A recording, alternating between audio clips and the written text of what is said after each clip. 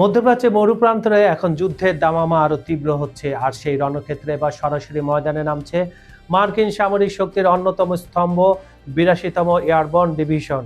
কয়েক সপ্তাহ ধরে চলা চরম উত্তেজনার মাঝে ডোনাল্ড ট্রাম্পের নির্দেশে হাজার হাজার বিশেষ দক্ষতা সম্পন্ন প্যারাট্রুপার এখন উপসাগরের দেশগুলোর মাটিতে পা রাখতে শুরু করেছে। লজিস্টিক ইউনিট থেকে শুরু করে তুখোর ব্রিগেড কমব্যাট টিম সবই এখন ইরানের দোরগোড়ায়।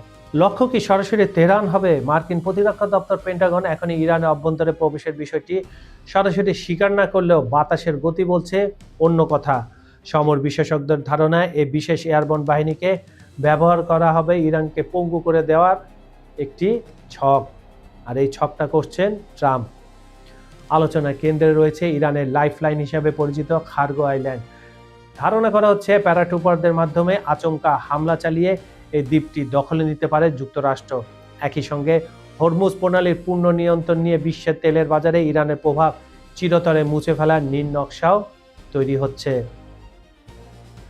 এক নজরে বর্তমান সামরিক অবস্থান। ৮২তম এয়ারবর্ন নর্থ ক্যারোলিনার ফোর্ট ব্রাগ থেকে আসা এই প্যারাট্রুপাররা যে কোনো প্রতিকূল পরিবেশে আকাশ থেকে নেমে যুদ্ধ করতে পারদর্শী। মেরিন সেনা গত সপ্তাহে প্রায় ২৫০০ মেরিন সদস্য পৌঁছে গেছেন রণক্ষেত্রে। অতিরিক্ত শক্তি হিসেবে কাজ করছে স্পেশাল অপারেশন ফোর্সেস এবং শক্তিশালী নৌবহর ইতিমধ্যে পারস্য উপসাগরে অবস্থান নিয়েছে। এদিকে মার্কিন পররাষ্ট্রমন্ত্রী মার্কো রুবিও স্পষ্ট করে দিয়েছেন, মার্কিন সামরিক অভিযানের মূল লক্ষ্যগুলো অর্জনে খুব বেশি সময় নেওয়া হবে না। আগামী কয়েক সপ্তাহের মধ্যে চূড়ান্ত আঘাত আসতে পারে। ওয়াল স্ট্রিট জার্নালের দাবি, ট্রাম্প এবার কোনো দীর্ঘস্থায়ী লড়াই নয়, বরং হরমুজ প্রণালী বন্ধ রেখে ইরানকে কোণঠাসা করে দ্রুত যুদ্ধ শেষ করতে চান।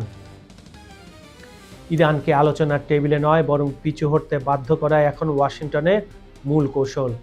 বিশ্ব অর্থনীতি যখন হরমুজ প্রণালী নিয়ে শঙ্কিত, তখন ট্রাম্পের এই এয়ারবর্ন মুভ মধ্যপ্রাচ্যের মানচিত্র বদলে দিতে পারে। এখন দেখার বিষয়, তেহরান এই সরাসরি হুমকির জবাবে তাদের ক্ষেপণাস্ত্র ভান্ডার উন্মুক্ত করে কিনা।